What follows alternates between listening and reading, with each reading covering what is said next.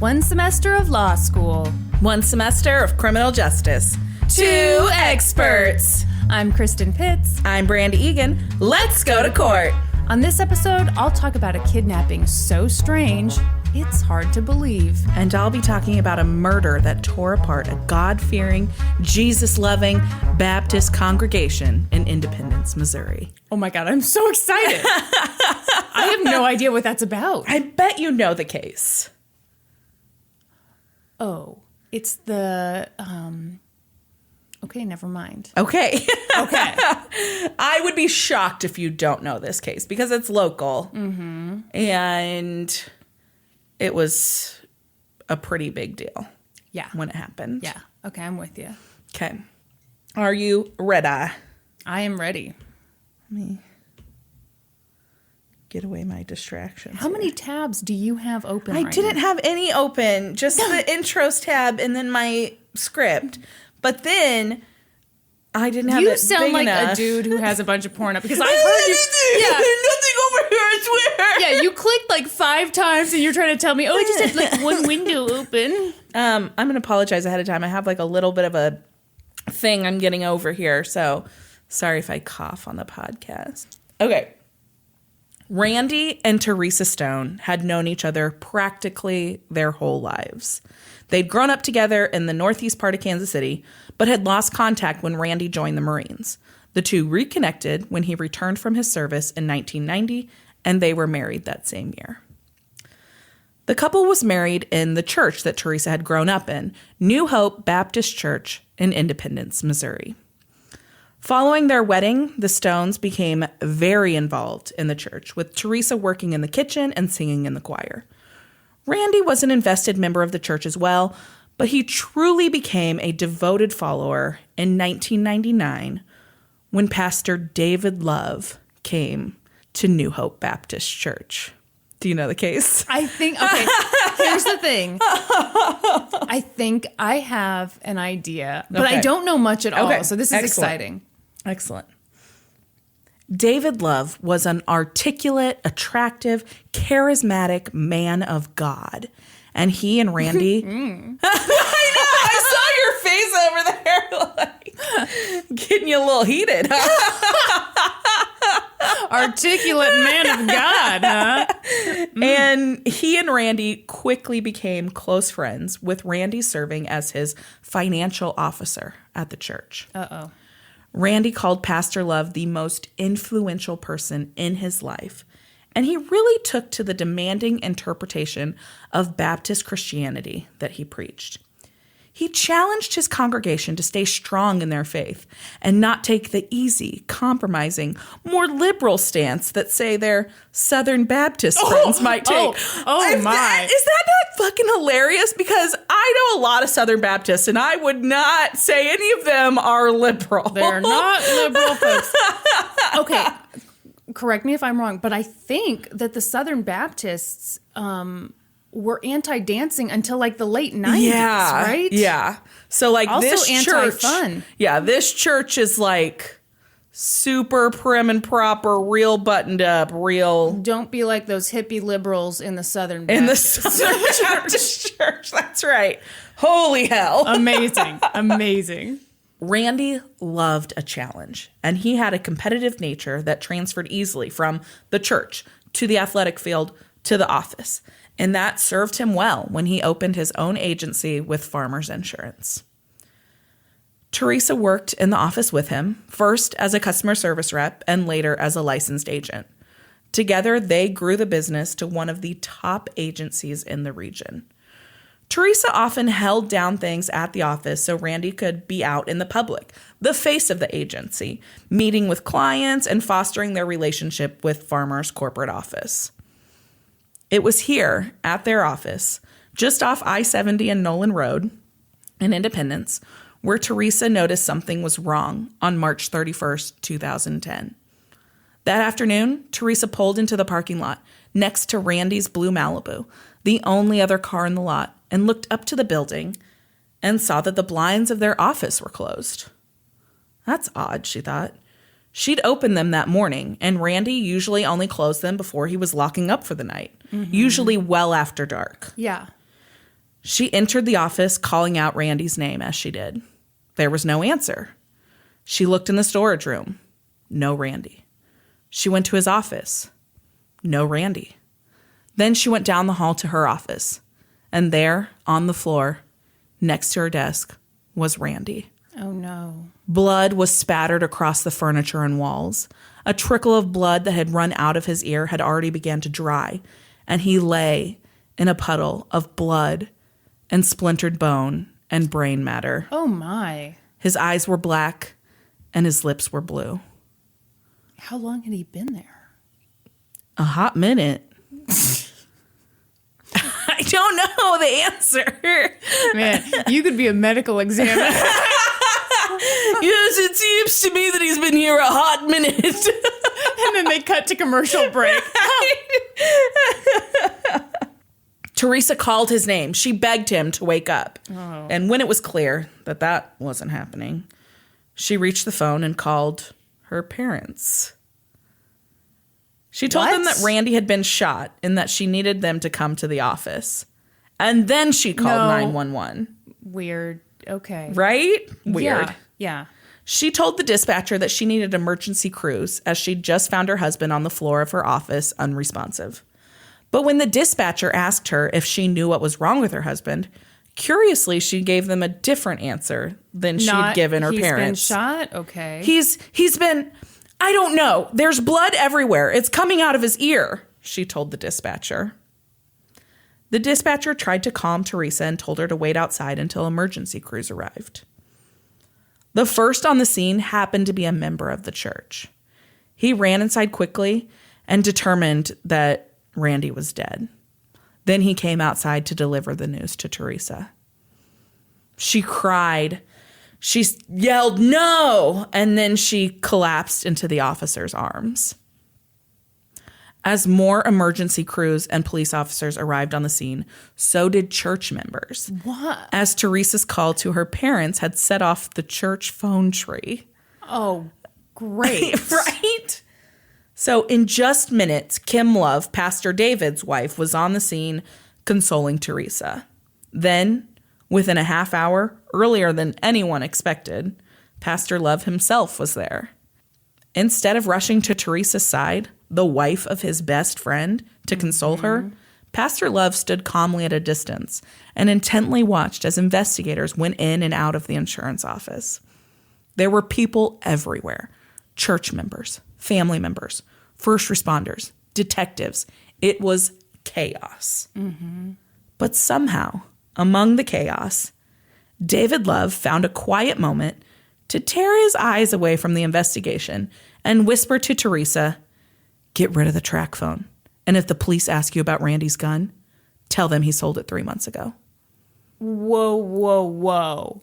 What, Kristin? He said this just helpful advice from her pastor. He said this in front of other people? But quietly and just to her. Yeah, I remember this story, so I'll stop. Detective Keith Rosewarren was the lead detective on the case, and he felt a connection to Randy Stone almost immediately. Like Randy, Rosewarren was a veteran, having served 20 years in the Army. It was an immediate kinship. He saw that Randy's life was not so different than his own, and he made a promise that he'd solve this whodunit for his military brother. A cursory glance of the office revealed something big to Detective Rosewarren. Randy Stone knew and trusted his killer. There was no sign of a struggle at the office, not even a hint of a minor altercation. And robbery was ruled out as a motive when over $150 in cash was found just sitting on a desk in one of the offices. And Randy's wallet was still in his pocket. A random shooting in a small office on the busiest stretch of road in Independence didn't seem like a likely alternative to the detective either. No, this was a targeted attack. What a missed opportunity to say this was personal. I I want to pause here just for 1 second because I just realized that I have not said where I pulled most of this information from.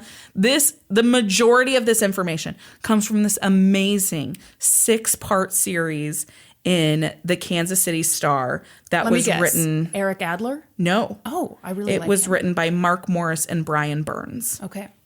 Sorry to play favorites with my Kansas City Star reporters. That's okay. Is that the nerdiest thing I've ever done? It's pretty nerdy. Pretty up there. Okay. Okay, sorry. As Kristin said, this was personal. Dun, dun, dun. Detectives found a gun at the office, but it didn't match the spent shell casing found next to Randy's body. The gun they found was a .38 caliber Ruger, while the shell casing belonged to a larger gun, a .40 caliber Glock. Mm-hmm. While investigators were still at the office looking for clues, 2 detectives sat down with Teresa Stone at police headquarters to go over what had happened that day and to see if she had any insight into who could have possibly killed her husband. And she was like, could I get away for a second and just get rid of this burner phone real quick? I'm sorry, I've got evidence to destroy. Excuse me, I just need to dump this somewhere real quick. Guys, look, close your eyes. Close your eyes. Count to 30. So things in this interview were odd from the beginning. Mm-hmm. When detectives asked Teresa if she could account for her whereabouts that day during the time that Randy was shot, she could. Down to the minute. And she had the alibi that's too good. And she had the receipts to prove it. Yeah, she was like, well, I was at the gas station. I left there at 10:14, and here's my receipt for that. And then I went to Marshall's. I was there until 11:47. Here's my receipt for that. And so immediately, this is a red flag. Yeah. And detectives are like, okay, no one on the planet could account for their time to this detail unless they'd already known there was a need to create an alibi. Yeah. Then detectives asked Teresa about the gun they'd found in the office. They asked her if it was the only gun that Randy owned. And she said, yeah, she was pretty sure it was the only one he had. And when they pressed her about the possibility of him owning a larger gun, a Glock, as they had been told by his friends, she said she hadn't seen that gun in probably like a year or so, so she figured he must have sold it. Mm-hmm. And they're like, yeah, okay. Mm-hmm. Then the questioning turned to the state of their marriage. Yes, Teresa told detectives, money had been tight recently because they'd made investments in the business to grow it, but the relationship was strong and their marriage was better than ever. They were very much in love. Uh-huh. And that's when detectives... I'm sure she was in love. Ooh! Boom! Was that like a little foreshadowing, Kristin? Yeah, it's brilliant foreshadowing. I'm sure no one has put it together. Yeah. And so this is when detectives brought up a letter that they found torn up into 9 pieces in the bottom of her trash can at the office. It was a love letter written to Teresa on her birthday. Who writes love letters anymore? Right? So they're like, hey, so we found this letter in your trash can. Mm-hmm. It was like torn up into little pieces, and it was at the very bottom as if it had been placed there. You know anything about that? She's like, no, I don't have no idea what you're talking about. I don't know anything about a letter. Oh, come on. And so detectives are like, okay, no problem. We're going to go talk to crime scene investigators, see if we can get a copy of that. You hold tight right here. Oh, I love it. I love it. So she sits there in the investigation room. They watch her squirm. They've got her on video, and she sits there and she goes, no, she didn't say anything out loud, did she? Oh, great. I forgot about that. No! Yes! No! Yes! So they have her on tape. What? Okay. Doing that. Clearly, she's never seen an episode of Dateline. That's what I'm saying. Like, do they not watch TV? Do they not read books? I mean... Yeah. I'm sorry, you don't even have to watch Dateline. You could just watch Law & Order. Something. Anything. You know that they're recording you when you're in that room. If you're going to commit a crime, you should study. Yes, that's right. This is the part where we tell you how to commit a crime. You need to do your research. Watch Dateline. Watch 2020. Watch 48 Hours. Watch all the Law and Order. Watch Crime Scene or CSI. Yeah. Yeah. Also, Forensic Files. Just go ahead and take a week. Yeah. do a little bit of homework. So they leave the room. They go to get a copy of this letter. She says that thing, and they get it on tape. Well, they come back in, and they have a photocopy of this letter that they've now pieced back together. So they've got it like taped back together, and they've got a photocopy of it. She looks at it. She glances over it quickly, and then she like conjures up some story about how years ago it was given to her by a secret admirer while she was at work, and it was left on her. It was left on her car, and she'd brought it into her office, and she'd recently come across it again, and she tore it up because she didn't want her husband to find it and think that there was something going on. Right? Yeah. Okay. So detectives let her leave that day with the sliver of hope that they believed her secret admirer line. Are you going to read us the letter? Oh, maybe. Oh my God, please. Yes. But in reality, detectives believed that they had just uncovered proof of a long rumored affair at the New Hope Baptist Church, and perhaps had uncovered a motive for murder. Yep. Because they believed the author of that love letter was none other than Pastor David Love. Are you shocked, Kristin? Dun, dun, dun. Here is a snippet Oh my God. of the letter. Yes. Happy birthday, love, in all caps. You are so very precious to my heart. I care for you more than anyone on earth. Even I'm my not love. in control of things yet, but when we are fully together, your birthday will always be exciting, full of surprises, romantic, and all about loving you. You are the center of my world. I praise you. I adore you. I'm blessed by you. I need you. I love you. I remember 9 years ago telling you I had something for you in my office. Ooh. It was me. Ew. Oh, no. I wanted to give you me. Ugh. That kiss you took, and then you gave me one back. Ooh. Oh. I felt like it was my birthday. Gross! It's so gross. Oh, okay. You know, he really lost me at the thing in the office. In the office, it was me. But I really don't like the, you took a kiss, gave one. No. Yeah. Ugh. Gross. So over the next couple of weeks, detectives. How old was she?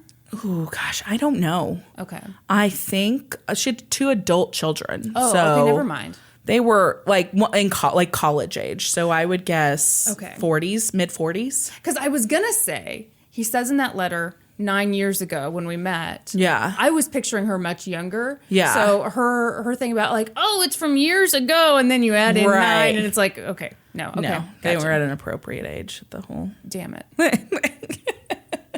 A plenty appropriate age to be having a 10-year affair, Kristin. No, I mean that more in like the timeline wouldn't add up. Oh, so they I got could catch her in a lie. I got you. Although you know how much I love age gaps. Right.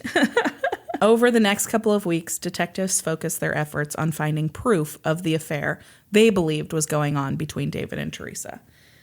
And rumors of this affair were all over the place throughout this church. It was like everyone was talking about it. You can't hide something for 9 years. No. And police formulated a theory that David had used Randy's own Glock to kill him, but they needed to know how involved Teresa was in this plot. In the meantime, Randy's funeral was held at New Hope, with Pastor Love delivering a heartfelt eulogy to his longtime friend. Is that not fucking terrible? Yep, that's awful. I think it's disgusting. Yeah. We weep not just because of the separation of our loved one, but because of the questions that death brings. Questions like why? Why him? Why now? Then he answered, because I fucking killed him. Yeah. Terrible. So it was the things that Teresa had done in like the day of the murder that originally had detectives casting suspicion on her.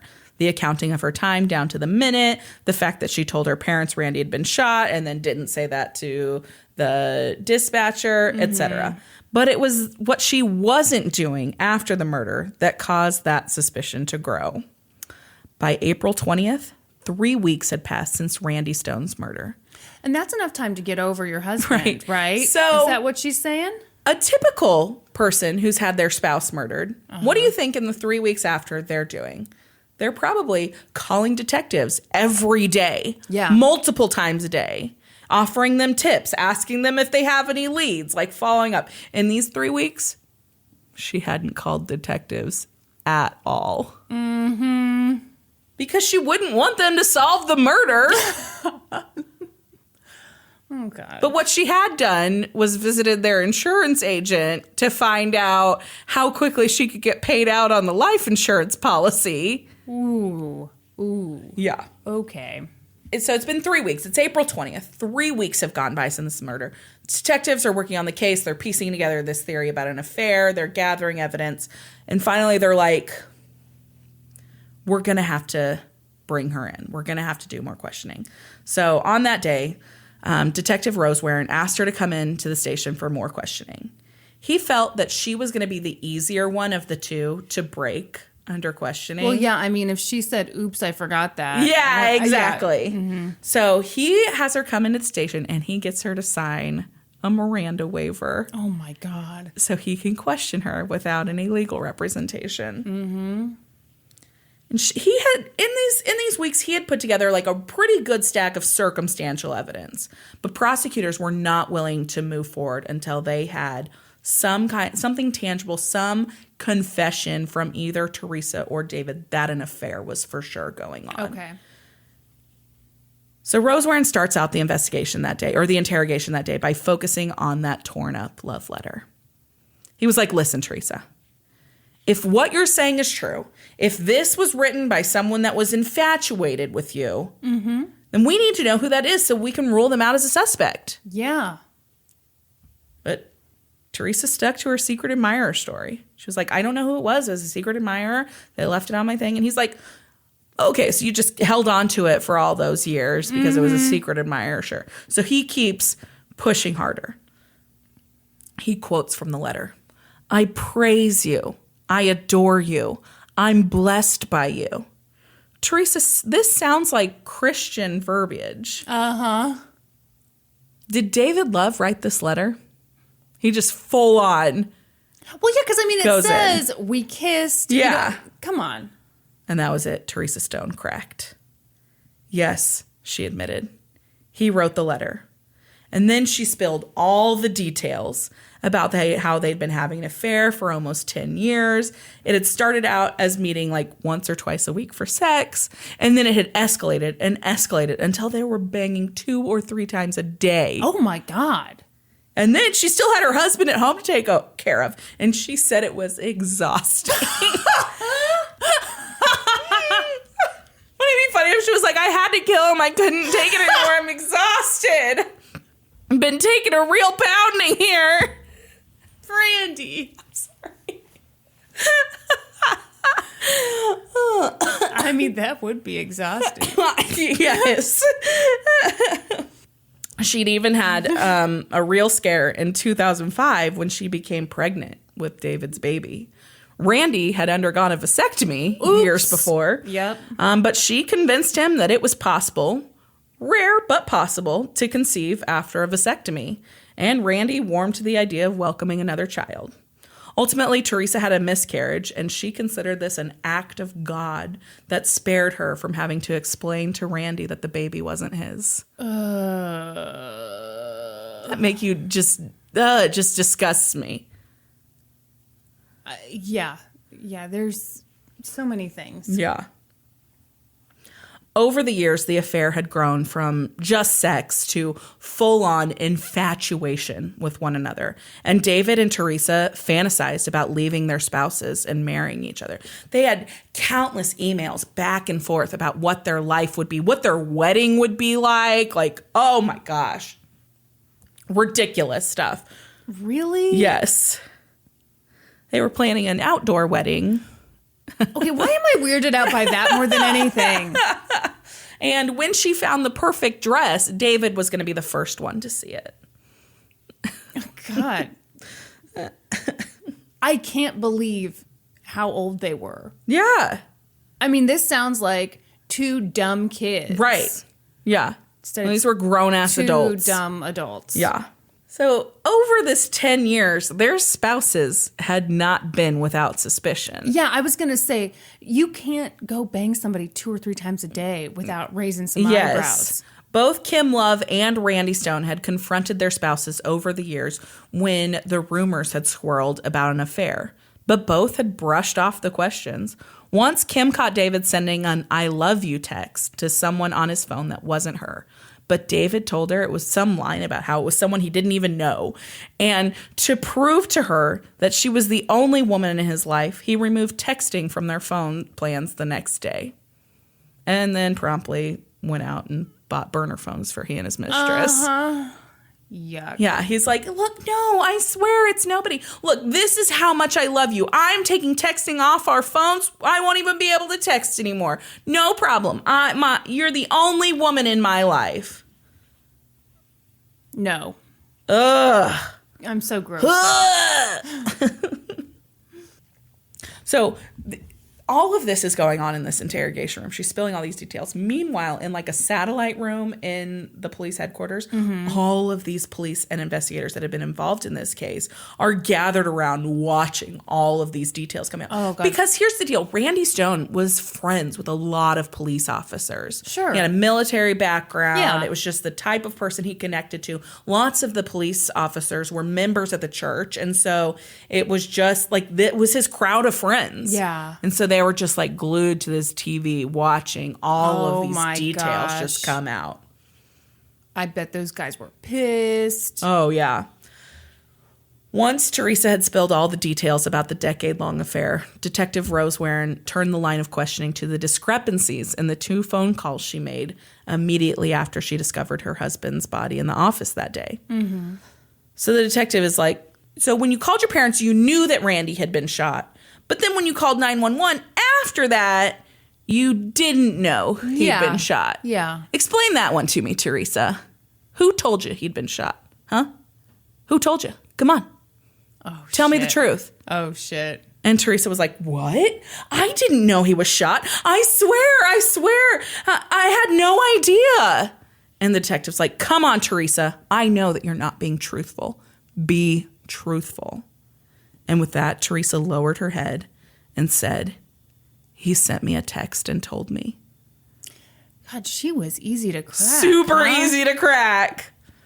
And the detective's I like, don't know. yeah, what?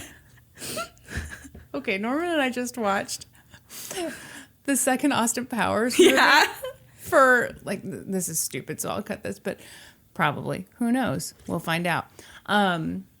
We watched it on vacation because it was, like, the only thing on. Yeah. Do you remember the Will Ferrell character who you just had to ask him the same question 3 times? Yeah. That's who she is. Yeah, that's who she is. She's totally that character. Yeah, maybe even just 2 times. Just 2 times, yeah.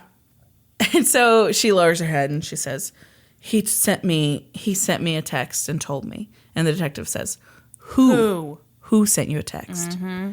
In an almost whisper, Teresa gave the answer that the detective had been waiting for. Brother Love. I hate that she called him that. Well, yeah. But that's like a church thing. Well, yeah, let's hope. But Teresa maintained she hadn't played any part in planning the murder. Of course. Mm-hmm. So at this point, like, all of this stuff's come out, but she's still, like, not being, like, 100% with what the plan was and all of that. And so they're like, who are you? What are you doing? Who are you trying to protect? Like, this man murdered your husband. And she's like, I'm trying to protect a man of God. He's a righteous man of God and all of this stuff. Okay. Yeah. And so finally they get her to kind of, like, participate with them trying to get a confession out of him. So she calls David Love. Okay. On the phone. It's like after midnight. She calls him at home on the recorded line, but immediately he's suspicious. Yeah. He's like, who are you? He's smarter than her. Oh, he's so smart. He's like, who are you with? And it's clear that his wife is also in the room because then she gets on the line. She's like, what are you trying to do with my husband? What are you trying to do? And so like it goes bad. Shit. They tell her to hang up the phone. She gets off the phone. And I guess at the Love home, she's like, what's going on? Are you involved in this? And all David Love says to his wife, he goes, oh, no, she's not going to pin this on me. Oh. Yes. Whoa. Yeah. So he gets in the car and leaves. It's almost 1 o'clock in the morning by now. And they've decided that since this isn't going to work, since this confession over the phone isn't going to work, they're going to bring him in. They're going to arrest him, bring him in for questioning. So they bring him in that night. Teresa's been at the police station for 8 hours of interrogation at this point, and they still have her there. Yeah. So they bring him in. But unlike Teresa, he wouldn't sign any waiver. And he's like, nope, I'm not going to speak to you guys without a lawyer present. I don't trust you guys. I'm a pastor. I don't know the law. Okay. And so they're like, fine, we're going to book you for the night. Expect first-degree murder charges tomorrow morning. Uh-huh. And so they do, hoping that will get him to cooperate if they, dangle that in front of him. Unfortunately, those charges didn't come through. You're kidding me. No. They had to release him the next day. Prosecutors weren't willing to charge him until they had the analysis of his cell phones and his computers complete, and that could take months. What? Yes. So they're like, nope, let him go. Isn't that nuts? I'm amazed. Couldn't you charge him and then just move forward with all of that? Ugh. It's like I don't want anybody to go to prison for no reason. And obviously, stuff, but it's pretty clear here what's going on. Yeah. Yeah. So those charges didn't come through. They God. had to release him. But ultimately, those computer forensics showed up a lot of stuff. They got a lot of emails and stuff between them. Some that I mentioned already. Specifically, there was one where Pastor David argued that the Bible says that even murder can be forgiven. No, he cited the story. Thou shalt not commit cited murder. the story in the Bible where King David orchestrated the death of Bathsheba's husband Uriah so that he could take her as his wife. And then King David was still blessed by God. Oh my God. And computer forensics also uncovered what they believed to be the catalyst of the whole murder plot. They uncovered emails in the summer of 2010 that Randy had sent to the New Hope Baptist Church 2 weeks before his murder. One read, I'm resigning as the finance minister and as a Sunday school teacher effective immediately. I do not want to talk about it. I do not want any emails. I do not want any visits. He was completely leaving the church. He figured out the affair. He figured out that there was a lot of stuff being swept under the rug at the church. Pastor Love's son had been arrested on DUI, which is super frowned upon in this very buttoned up church. And it actually, I imagine they were anti-drinking. Oh yeah. It right? totally put the pastor's position at risk if the church found out about it. And he had totally swept it under the rug, hadn't told the congregation about it at all. Mm-hmm. And so he was just like, I'm not going to be a part of this. I'm leaving this church. Teresa, you're coming with me. If you want to stay married to me, we will get through this, but we're going away. And so in Teresa's mind, she's being taken away from David that she's totally infatuated with. Yeah. Yeah. So they're like, that's it. This is what caused it. So they bring Teresa back in for more questioning, and she admits that she told David that she wanted Randy dead. And and that she gave Pastor Love the code to their security system, their garage code, and the code to their gun safe to get Randy's gun to kill him. Okay. I did not see that coming. Yeah. I really thought it would have been more David Love's idea. It totally was David Love's idea in the beginning. And she was like, no. If we're meant to be together, God will find a way. God will find a way. And then she was like, let's help God. Let's help God. Here are the codes to all of our stuff. Take this gun. Go kill him. So they were totally in on it together. Wow. So they secured an indictment of first-degree murder against David Love finally in November of 2010. So it'd been 8 months since the murder. Good grief. Yeah. And they were like, trying to get him to take a plea deal up into Wait, the this trial. whole time was he like preaching on Sundays? Oh, yeah. Oh my God. Can you imagine? No. 'Cause you know the church had figured that out. Oh, yeah. So I was not going to talk about this at the end, but I'll talk about it now. It's fine. So at the time that the murder happened, the congregation was approximately 250 to 300 people. But by the time that the charges came through, it dropped to 100. Yeah. I'm surprised it was that big. Yeah. That's the power of habit more than anything else. For sure. For sure. So they secure charges against him, and he gets a public defender. He's going to go forward with trial. He's maintaining his innocence this whole time. And then finally his wife is about to be deposed. His child's about to be deposed. His Teresa's daughter is about to be deposed. And the public defender is looking at all of this, and she's like, you got to take a deal. Yeah. You've got to protect them from all of this. Yeah. And so his public defender called the prosecutor and was like, would you take, because he was facing first degree murders and would be an automatic life in prison without the possibility of parole. Okay. And so the public defender calls up the prosecutor and she's like, would you take murder too to take without the possibility of parole off the table? And they said yes. And so the prosecutor was like, yes, but he has to take that deal by Monday, because Monday would be when all of those depositions would start. Yeah. And so she's like, I don't want to do all of those depositions if we don't have to. Yeah. So by now it's November of 2011. A whole year has passed. The trial is scheduled to start in December. Yeah. And so she's like, I don't want to put all those people through those depositions if we don't have to. So yes, I will give this deal, but he has until Monday to take it. Yes. And so she calls up Kim Love, David's wife, who's stood by his side this whole time. You're kidding me. Yeah. And she tells her the deal, and she's like, we've got to get him to take the deal. And she's like, there's no way he's going to take the deal. And so that arrogant son of a... So she has a meeting with David Love, and he's like, absolutely not. I'm innocent. Are you... Absolutely not. Ugh.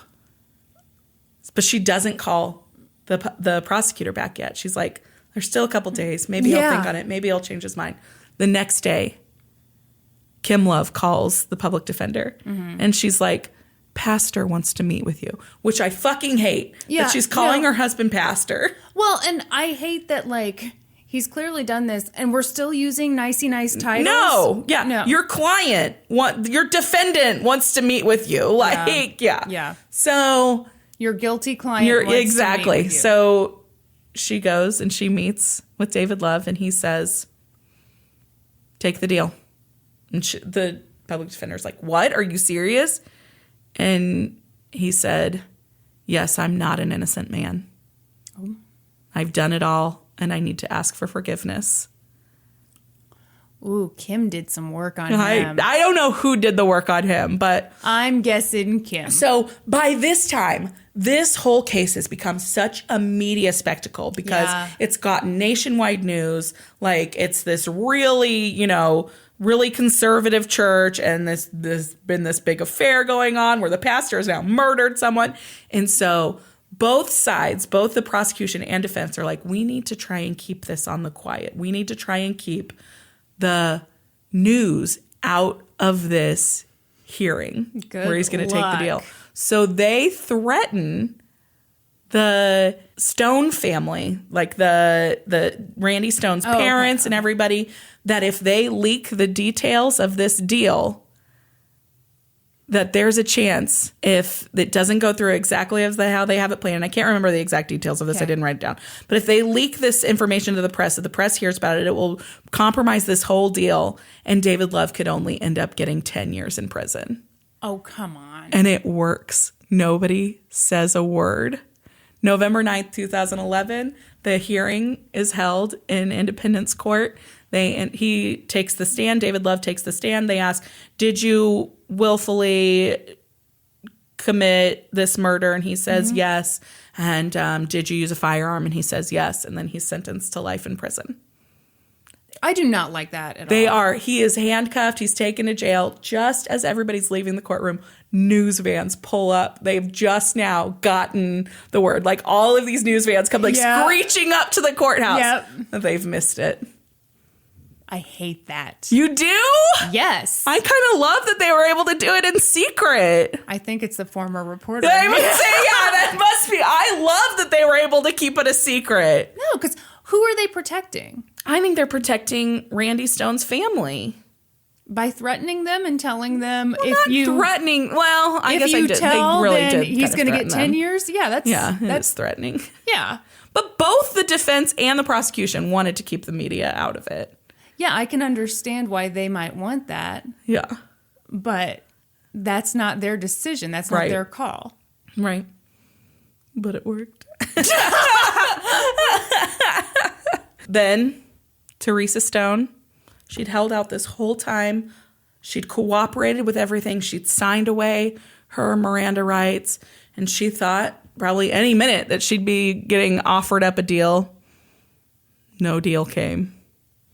She ended up facing charges of conspiracy to commit murder. Mm-hmm. And she didn't ask for a deal. She went to court. She pled guilty. All she asked for was leniency. She said, "I'm sorry. If I could do anything to change it, I would. I ask you today to show mercy. I am totally responsible for my actions." Wow. And her children got up and asked for leniency, which she was sentenced to. Do you have a guess? What was the max for her? I don't know. I'm going to say 10 years. She got 8 years. Okay. Yeah. So she was sentenced to 8 years. So I think she pled guilty at the end of 2011. So or the beginning of 2012. So she'll be getting out sometime 2019, 2020. Whoa. Welcome back, Teresa. Yeah. Weird. Yeah. Huh. So the New Hope Baptist Church has got a new pastor now. It still is around. They broke ground on a new church. I don't know that if it's probably finished by now. But the end of this article just talks about how they were breaking ground on a new church and that it would be dedicated in Randy Stone's honor. Wow. That's cool. And that since this has happened, since the new pastor has taken over and they've started to rebuild, the congregation's back up to like 300 people. Wow. Yeah. Well, I think that's key is like building a new building and dedicating it to him rather than trying to pretend it didn't happen. Yeah. So David Love has a possibility of parole, but he will likely be like 80 years old before that even comes up. Yeah. I think like 70 something. He probably will not get out, but there's a chance he could be paroled. Wow. Well, it's all up to God, I guess. That's up to God. That's right. Wow. Holy See crap. if God blesses him like he did King David. Yikes. Okay. Are you ready? For a kidnapping? You know I'm always ready for a kidnapping. This is so good. I'm so excited. So good. It's 3 a.m. in Vallejo, California. Aaron Quinn and Denise Huskins wake up to lights in their eyes and laser beams roaming their bedroom. They hear men all over their house. A guy comes in wearing a wetsuit. He's got a gun. He knows their names. Was he wearing the flippers? I would hope not. Can you imagine? Man, the flippers were a bad idea. He tries to run away. Right. He puts some... This is... good grief. Sorry, this is a bad transition. Yeah. Sorry. He puts zip ties at the edge of the bed. He turns to Denise, says, "You tie Aaron's hands behind his back. Okay, now tie his feet. By the way, Denise, you're doing a great job. Are you comfortable?" What? Uh-huh.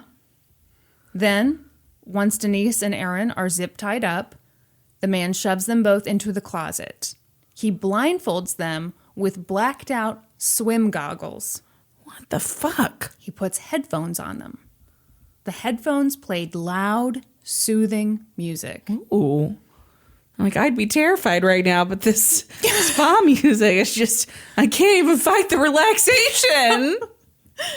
Then he gave them drinks. Mm-hmm. The drinks were Pina coladas? I wish. They were this nasty mix of cough syrup and sedatives. Oh, okay. So Denise is sitting there. Scissor. So Denise is sitting... What? That's a real thing! Yeah, I know. I'm just ignoring you. So rude! Purple drank? Yeah. You're 32. This is just a reminder. So Denise is sitting there with the soothing music, but Aaron doesn't have the same stuff playing in his headphones. What's in his headphones? Angry rock music? He's listening to a pre-recorded voice. Ooh. It says, "Don't resist. If you resist, we'll hurt Denise. We'll use a stun gun on her. We'll slice her face open. This is a kidnapping. We're here to take Denise." Whoa. That's when someone grabbed Denise and threw her in the trunk of a car. She still had the goggles on, still had the headphones on. At this point, Aaron is still listening to his headphones. And then I can't tell if the recorded voice said this or if he later found a note. But at any rate, they wanted 2 payments of $8,500 in exchange for Denise. It's an odd amount. He thought so too. He's like freaking out and he's drugged up, but through that fog, he thinks to himself, that's really odd. That's like what I have in the bank. I can pay that without going to the cops. It's a low amount. Okay. The drink makes him pass out. When he comes to, he's alone in the closet, and there are motion detector. Kelly. God. And there are motion detector. I like it. You just don't even acknowledge me anymore. Kristin, you're making me cry. I'm trying to make you up your game. I'm like, I'm going to ignore any reference to R. Kelly. So when he comes to, he's alone in the closet. And there are motion detector cameras positioned all over the house. And there's red tape on the first floor of the house. Aaron was told, you set 1 foot outside the lines, we kill Denise. What? You go to the police, we kill your whole family. Oh my gosh. Aaron didn't know what to do. He waited for 10 hours. And finally, after a lot of thought and panic and worry, he broke down and called the police. He was terrified. He thought, by placing this call, I could be killing Denise. I don't know. But he called, and police arrived on the scene, and pretty soon they did a news conference, and Lieutenant Kenny Park of the Vallejo Police Department announced that they were treating this as a kidnapping for ransom. They said, hey, if you know anything about this, please come forward. Instantly, this was all over the news. Everyone was looking for Denise. But it was kind of tough. Police had no suspects. They had no leads. And kidnappings aren't very common. Yeah. And the story was pretty fucking weird. Yeah. Police were like, this is strange. Here come these 2 hotties. They're both physical therapists. She's blonde and has excellent bone structure. He's got these piercing eyes and also has excellent bone structure. I'm just making this up. No, but here's the other thing. So They live in a beautiful home in the low-crime city of Vallejo, California. This doesn't seem right. And this seems so far-fetched. I mean, a guy in a wetsuit broke into your home with a bunch of criminals and set up cameras and red tape. Super and weird. Gave you purple drank and like we don't buy it.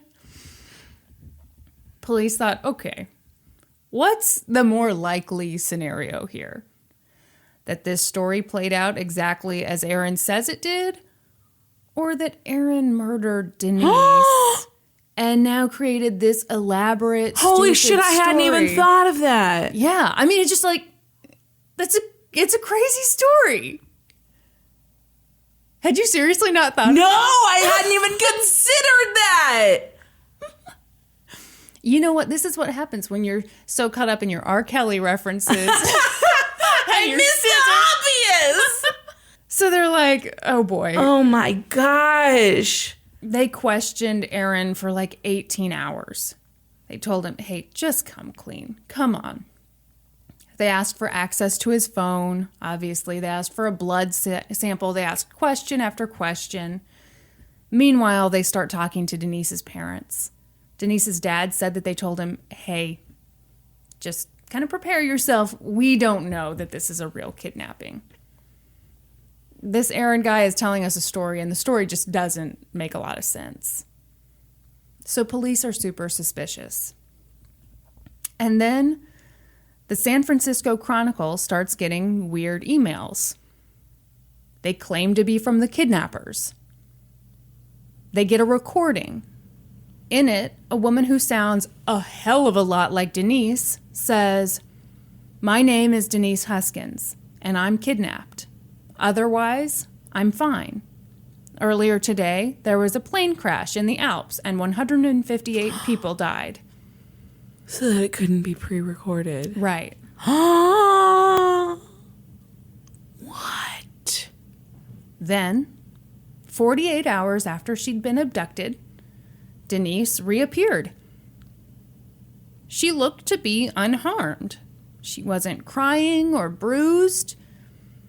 She explained to everyone that she'd been taken away and she'd been raped, and then her abductor had driven her hundreds of miles away from Vallejo and dropped her off in Huntington Beach, California, right by her mom's house. What?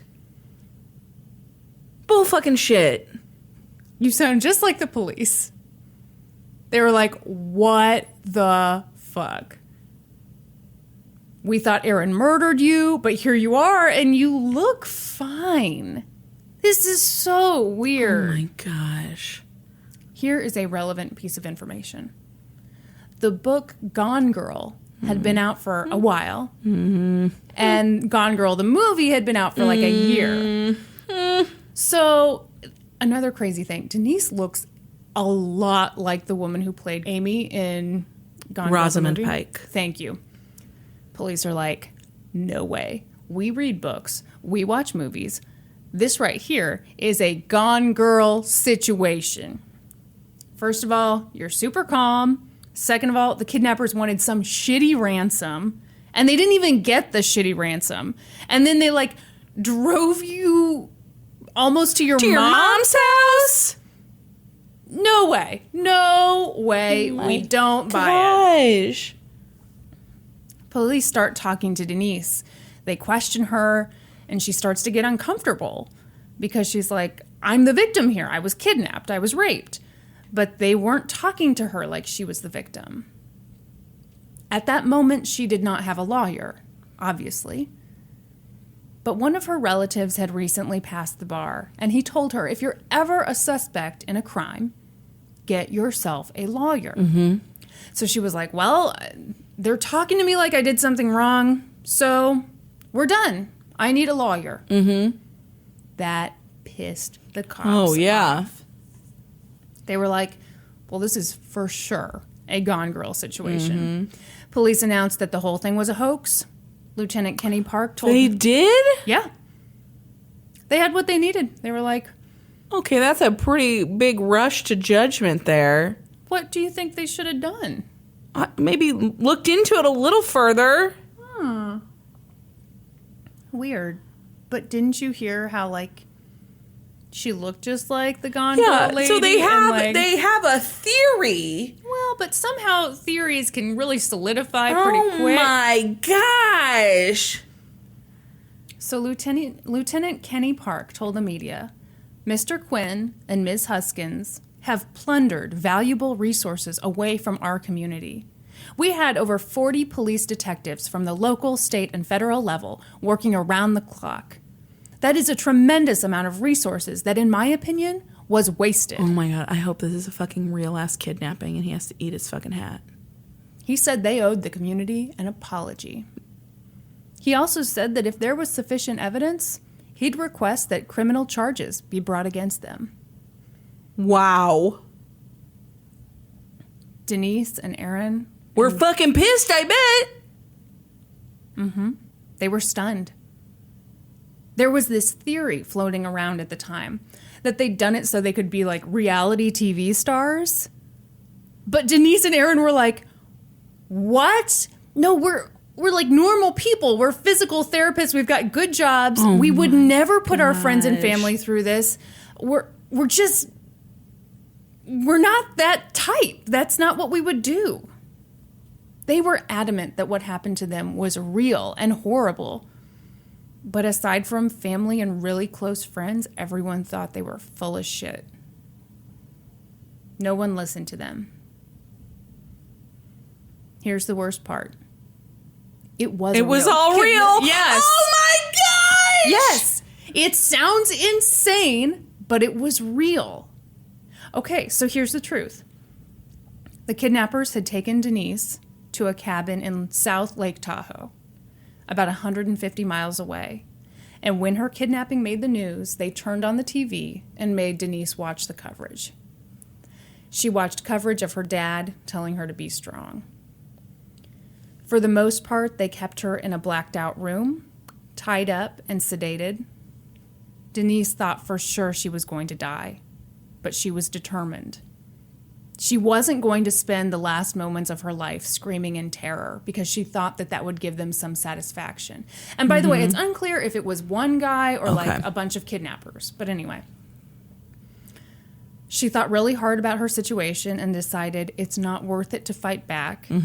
I'm, drugged up. I'm tied up. I'm probably just going to piss them off even more. So she decided, I'm just going to make them see me as a human. I'm going to try to humanize myself to them. And that seemed to work a little. The captor said that she and Aaron were good people. They didn't deserve all this. Then he raped her. He recorded it on camera, but I guess didn't like how it looked, so he did it again and told her to make it look consensual. He told her that he was being forced to rape her by this gang that he was part of, and that if she ever thought about going to the police, they'd use the videotape against her. Oh my gosh. So it was a horrible, traumatizing experience for Denise. And then 2 days after that initial abduction, her captor gave her another dose of sedatives, put her back in the car, and said, I'm going to let you go. And she was like, no, you're not. No, you're not. Yeah. You're going to kill me. And he said, no, really. Killing you is not part of the plan. But as we know, he really did let her go. And the thing I couldn't figure out was like, did he know where her mom's house was? Did she request? I mean, but it was far out of the way for him to drive. I mean, it was weird. It was super weird. When he dropped her off, he told her, I wish we could have met under different circumstances. And you know what? I'm done with this. I'm not going to do this sort of thing again. And then he left. So, then Denise shows up. And again, she doesn't have physical bruises because she made that decision not to fight back. It was a strategic decision. And she says that when she was dropped off, she was just in shock. Like, the reason she was so calm seeming was just because... Like, I can't fucking believe this. Yes. Yeah. Yes. So, she saw a man, I think he was doing, gardening work or something. She went up to him, calmly asked to use his cell phone. That's how she called the police. I mean, that was used against her initially. It was like, oh, you didn't go running up to him and say, wow. Oh my God, I'm Denise Huskins. So again, everyone. Well, and even if she wasn't in shock, people react to stress in different ways. Yeah. Maybe that's just not how she reacts. Yeah. It's funny because on the one hand, I totally understand why police would be suspicious as hell, because this is a crazy story. Yeah. But it's like you were saying, you can't just decide. No. So everyone thinks this is a hoax. It's been written off as a hoax.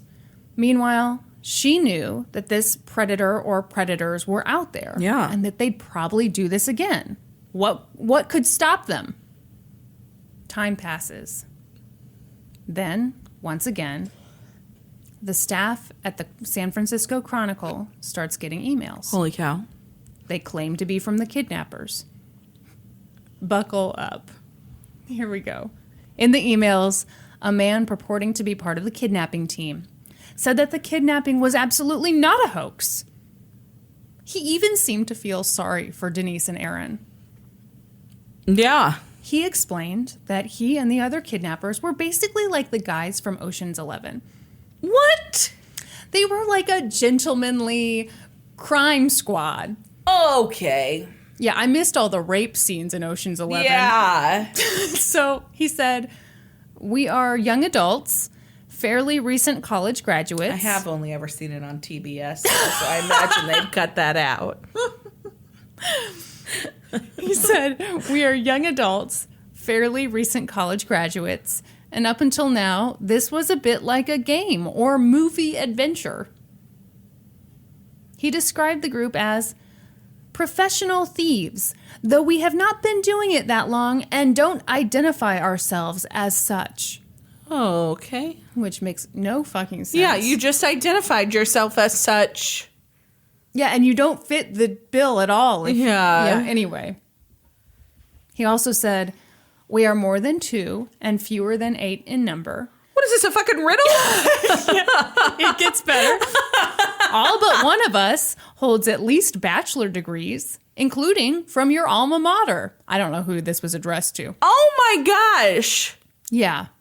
If Mary is older than Tim, but Tim is older than Lisa, how old is Mary? That's what that seems like. No, it does. They explained that the kidnapping was really just them testing out a new crime. See, they'd been stealing cars, but that wasn't super lucrative. So the guy wrote, the operation was meant to be a test of methods that would be used later on a higher net worth target in an environment that was familiar to us and somewhat controlled. But it went terribly wrong. We are criminals, I suppose, but we have consciences, and seeing the impact of our actions on someone deeply affected us and caused us to reconsider our lives. Okay. You have no good reason to continue allowing the community to believe they are hoaxers. The operation was not about money.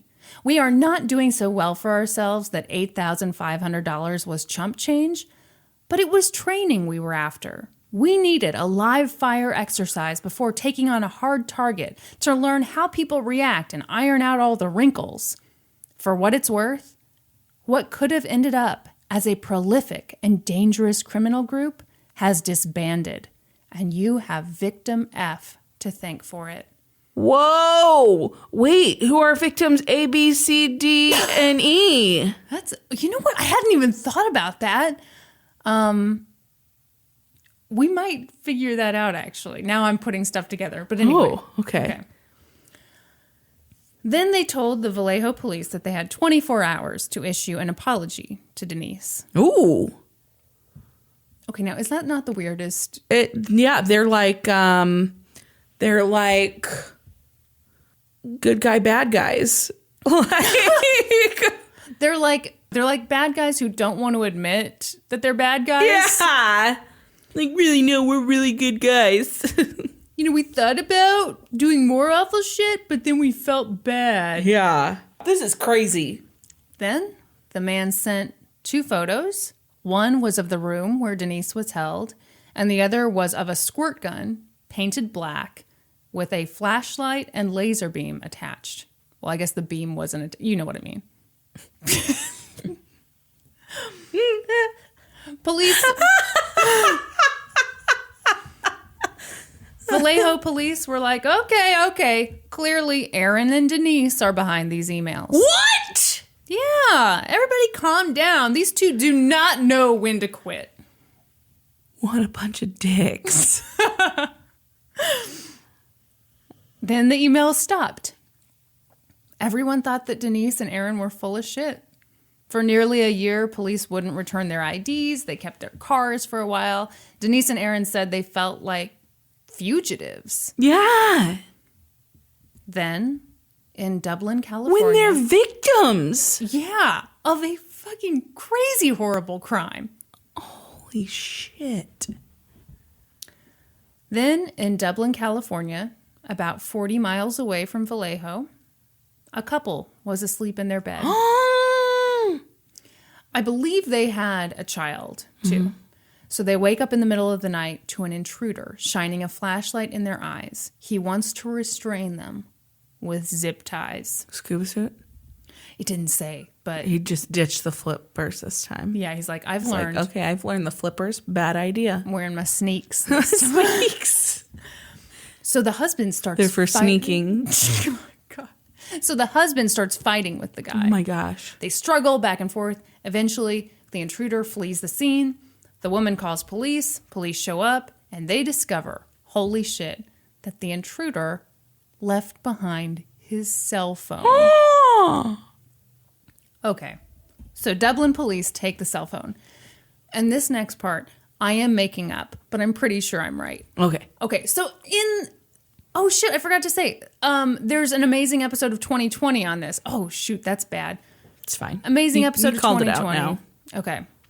So in the episode, they say something like, Listen, we're like the only podcast in the world that mentions our sources. So okay, true. True story. True story. True story. So Yeah. So sorry. In the 2020. So in the 2020 episode, they said this thing like they traced the phone back to some town in California. And I'm thinking, well, how do you trace a phone back when it's in your possession? And I thought, well, maybe I guess you could do the ping cell towers and stuff, but that would take a really long time, and they seem to do this quickly. So what I think happened, even though they did not say this in the episode, what I think happened is they pulled up the old cell phone, went through the contacts, hit mom, and dialed his mom. Because his mom, they called her. They did? Yeah. Oh my gosh. So she picks up the phone. She says, yes, this phone belongs to my son. He misplaced it yesterday. And they're like, oh, great. Did he? What's your son's name? And she's like, oh, it's Matthew Muller. Oh, and he's living out in South Lake Tahoe right now. Oh! Do you need his address? Oh! They're like, yes, please. That would be great. You've been a world of help. So police looked into Matthew Muller, and they were stunned. He was a former Marine and a graduate of Harvard Law School. Holy shit. Mm-hmm. He was married and working as an immigration attorney. He was handsome. Again, everyone in this story has great bone structure, including the bad guy. So he was handsome, successful. He'd been on the news a few times. I mean, you say that like you're jealous, but you have excellent cheekbones, Kristin. I have big old chubby cheekbones. You do not. You have chubby cheekbones? You know what I mean? I have big old cheeks. No, you don't. Brandy. You have great cheekbones. It's the highlighter. It's visual trickery. But thank you. You're welcome. But things weren't as perfect as they seemed. He and his wife were divorcing, and he was actually getting disbarred.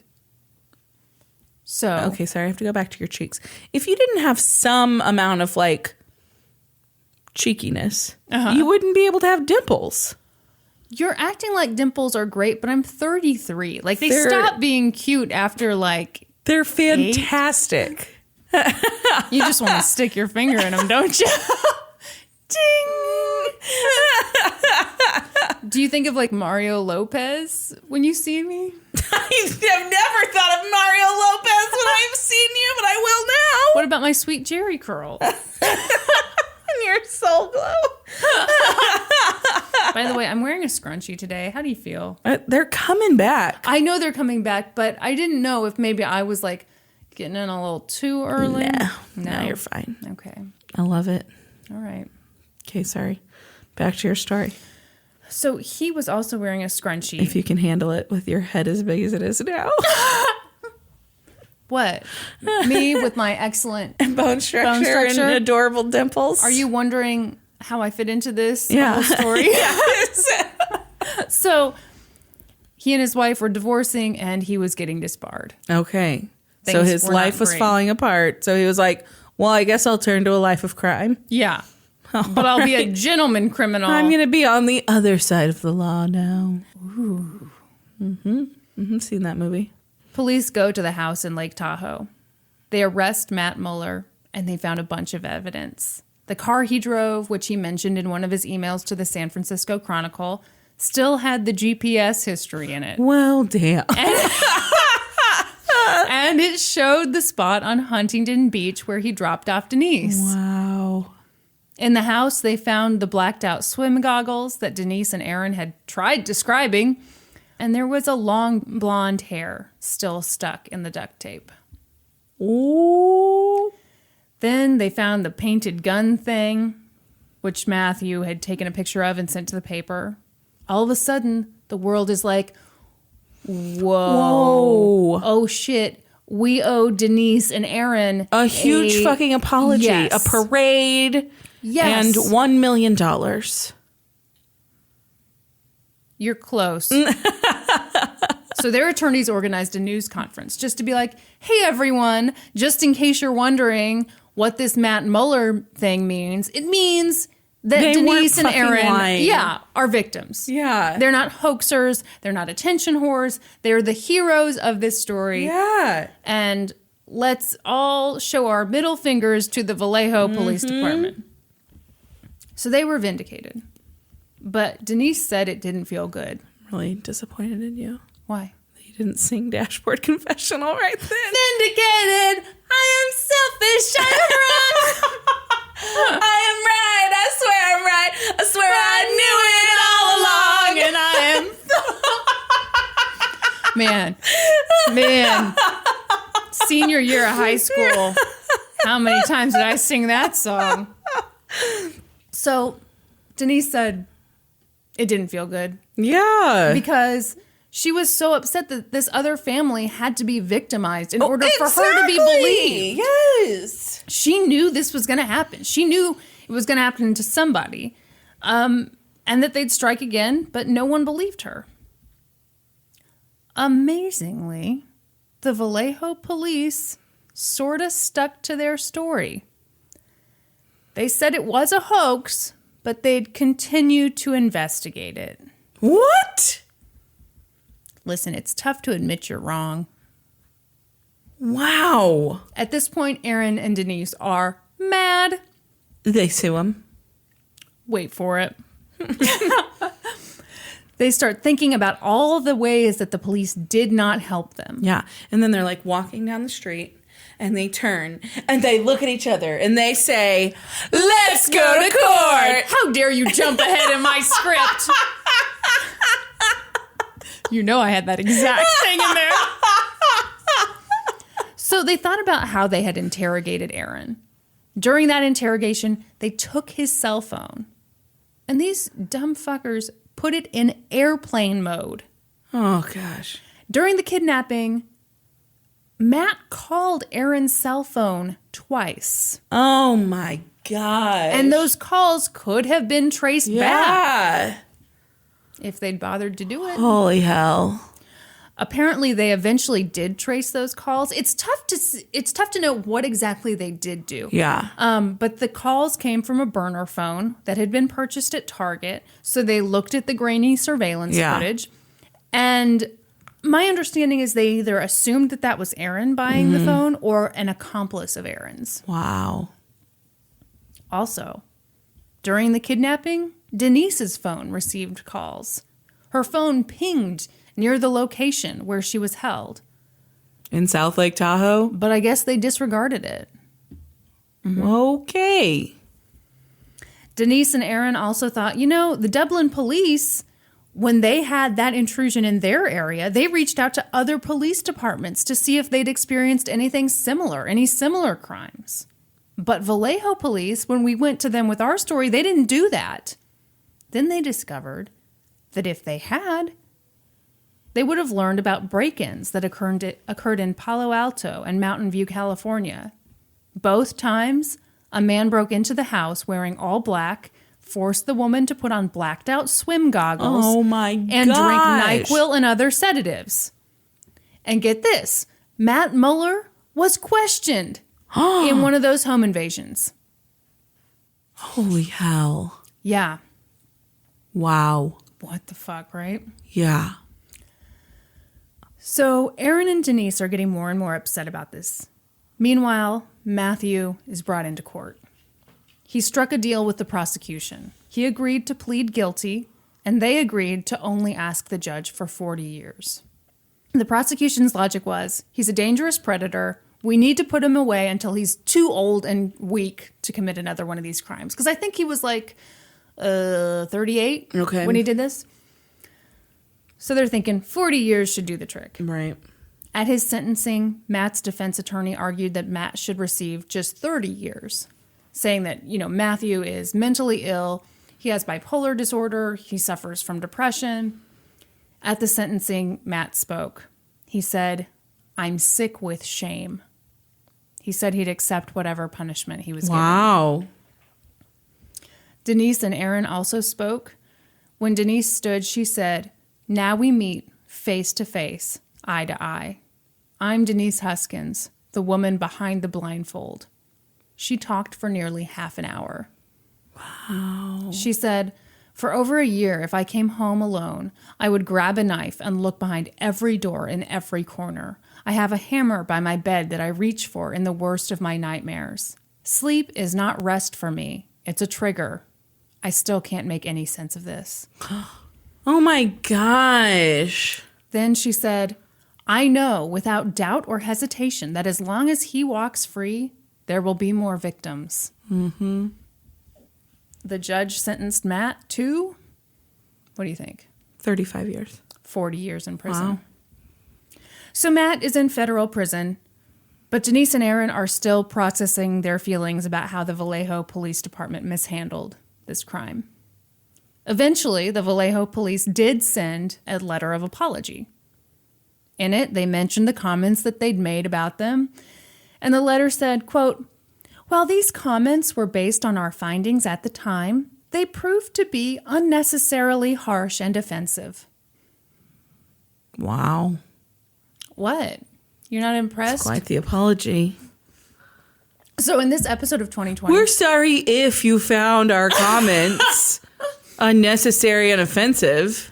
We're sorry if you're offended. Yeah. We're sorry if you don't like being called a hoaxer. Yeah. Denise in this episode of 2020 was like, it was basically sorry, not sorry. Yeah. Completely. Yeah. So they're like looking at that shitty ass apology and they're like, not great. Here's another reason they knew that the police weren't really sorry. The primary investigator on that case was Matthew Mustard.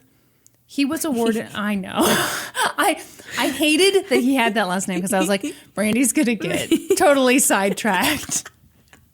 Sorry. So Matthew Mustard was awarded Officer of the Year the same year that he accused Denise and Aaron of making it up. So they were like, obviously they... Seems to me that he didn't cut the mustard. Do you hear that? That's the sound of everyone clicking pause. And stopping listening to this forever. That's right. Damn it. There's like 5 people who are like, this podcast doesn't cut the mustard. Oh, sick burn. Sick burn, see if I care. No, please keep listening. So Denise and Aaron were fed up. They were walking down the street. All of a sudden, they turned to each other and they said, Let's go to court. Civil court. So they sued the city of Vallejo. They also sued Kenny Park, who was the lieutenant who, for some reason, I guess he was maybe the spokesperson because he was always in front of the cameras, and Matthew Mustard. They sued them for defamation and emotional distress. Yeah. They settled for, how much do you think? My guess earlier was $1 million. Yeah. $2 million. 2.5. Wow. Yeah, I think That's pretty good. so. Yeah. I kind of thought maybe more, but you know. I think they probably could have gotten more. Yeah. But this story isn't over. What? Nope. Denise and Aaron believe that the police haven't finished their job. Matthew Mueller. Because there were other people. Yeah, they believe Yeah. that Matthew Mueller was part of this group of criminals. Yeah. They said that when they were in the closet, they heard other people like slamming cupboards all throughout the house. Now, in one article I read, it said that when he committed the crime, Matthew had like this speaker on his chest that had pre-recorded sounds of other people. I only read that one place, so it sounds super weird. But, you know, this whole thing was super weird. Super weird, yeah. So police and prosecutors say, no, he acted alone. For some reason, Denise and Aaron don't really trust the police. Can't imagine why. Nope. So they still think that there are other people walking around. Despite all this, Denise and Aaron have moved forward with their lives. I did not write this down, but I think that at the time of the crime, they'd only been dating for like 7 months. Wow. Yeah. Now they work with survivors of sexual abuse, and they've gotten engaged. Denise's criminal attorney is going to officiate the ceremony. All of their attorneys are going to be at the wedding. Wow. They talked about how, like, it seems really weird now that they're going to have a wedding filled with attorneys, but, like, these are people who saw them through the worst time possible. So they're really grateful to them.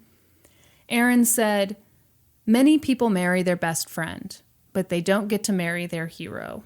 Oh. Okay, you're going to get really pissed off at this next part. Why? Well, in my defense, I thought this whole thing was over. Kristin Michelle Pitts. I know. You're going to get so pissed. So I was like, finish the 2020 episode, which is kind of like seeing what else I could find. So Matthew Mueller is still in prison, obviously. But in a jailhouse interview, like 2 months ago, he said he's not guilty of raping Denise Huskins or assaulting Aaron Quinn. The reason this came up was because his guilty plea was in federal court. And now California State Court is bringing charges against him too. So this time, he's not going down without a fight. He says he's completely not guilty, and that the reason that he took the plea deal last time was just because he felt really bad for Denise and Aaron. And he wasn't mentally sound. Oh my gosh. He plans to represent himself. Oh no. And he plans to use the insanity defense. Wow. Legal experts have weighed in and they say that's fucking stupid. Yeah. Is that you? Are you that legal expert? No, I will quote an actual legal expert. So this is legal analyst Stephen Clark said, it flies in the face of his mental health defense to at the same time be representing himself. Duh. Yeah. Yeah. Yeah. But here's the thing. Matthew says he will plead guilty on one condition. See, he found out that Denise and Aaron got that settlement from the city. And if they agree to donate half of the $2.5 million to a nonprofit that helps the wrongfully convicted, he'll go ahead and plead guilty. Fuck off. Uh-huh. Fuck off. Get out of here. Yeah. Oh my gosh. Get ready to get more annoyed. He figures they should understand how awful it is to be wrongfully accused. Since, you know, it happened to them too. Get the fuck out of here. Mm-hmm. Fuck that guy. Mm-hmm. So the other horrible thing is that by being his own attorney, it means that potentially he could get to cross-examine Denise and Aaron. Yeah. So yeah. Awesome. Fuck that guy. He also mentioned that he's been attacked and raped in prison. Fighting real hard. A comment on that, Kristin? What? I guess he preferred to be the rapist. Oh. I find it interesting. Someone who has raped someone can complain about being raped. Yeah. Yeah. Yeah. Doesn't feel so good when the shoe's on the other foot.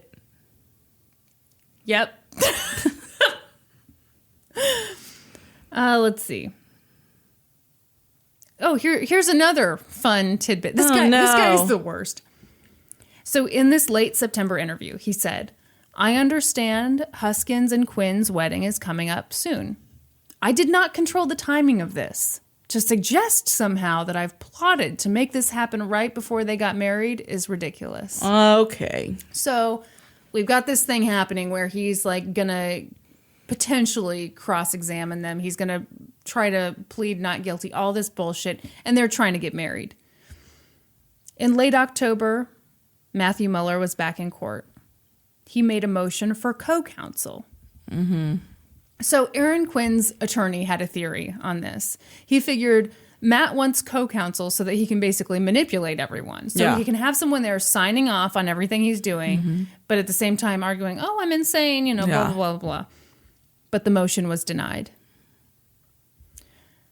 Matthew Mueller will be back in court on December 10th. Thank you, Kristin. It's a cliffhanger. We're going to have to do a special podcast dedicated to all these fucking cliffhangers you keep leaving us on. I never intend to do a cliffhanger. It just happens. May I give you good news? Yeah. Denise and Aaron got married. They did? Yeah. Yay.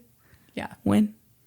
I couldn't figure out the exact date. I did a lot of creepy things to figure out that they have gotten married. You went on their Facebook? I'm not proud of the fact that I stalked them, but yeah, it was either late September or early October. Excellent. Congratulations. Wish them the best. Yes. Wish Matthew Mueller the worst. Mm-hmm. Ugh, that was crazy. Yeah, it was nuts. Fucking bananas. Yeah, I feel so sorry. I feel like that is such a mind fuck because you hear that story in the beginning and you're like, no way. Yeah, no way that's true. Yeah. Wow. Yeah. So, it's the day before Thanksgiving when this podcast comes out. I was looking at you like, is in fact not. When this podcast goes out, it'll be the day before Thanksgiving. Uh-huh. So, I think you should tell all of our listeners. Some of them have heard about this because Norm called you out on Twitter for it. What? How for years you thought ham was turkey. Tell us the story, Kristin, of why you thought ham was turkey for your whole life. Okay, so here's the deal, people. The thing you have to know about me right away, not a big sandwich person, not huge on sandwiches. But every year, we'd go over to my grandma's house and she would do a ham for Thanksgiving. I thought it was delicious. It was like the best. Every year for Thanksgiving, she'd have this ham. And, everyone always associates Thanksgiving with turkey. She'd have the ham. I thought that I loved turkey. You thought it was turkey? So I would have, a sandwich maybe 2 or 3 times a year. Yeah.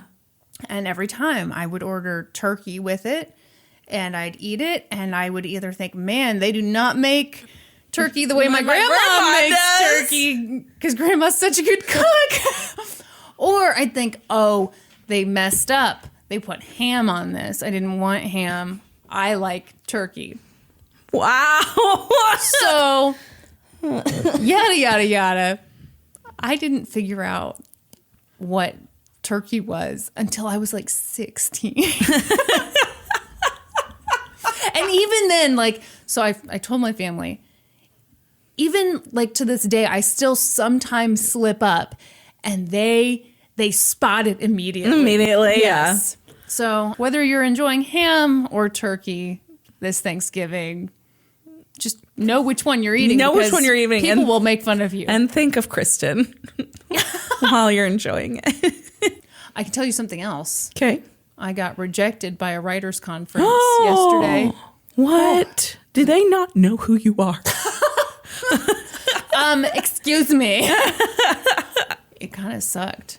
I've noticed the magic to me getting what I want is to think that I have no shot. Anytime I think I have a shot. Oh, because you were like, I'm for sure getting in this thing, and then the thing. I really thought so. It was applying to a conference, and I thought that's bullshit. Yeah, I have to apply to go to a conference that I'm paying for? Yeah. Clearly, this is just a formality. Was not. They evidently rejected you.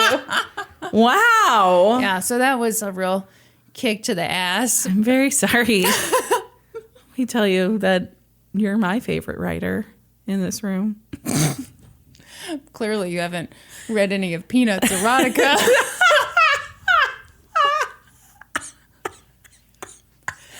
I was so confident. I was thinking about telling you, hey, just so you know, like we might have to record one episode of the podcast early because I might be gone, this time. No. We'll be here. I'll be here. I'll be here for sure. Anyway. No writers conference for you. Just keeps me real. That head, manageable. Yeah.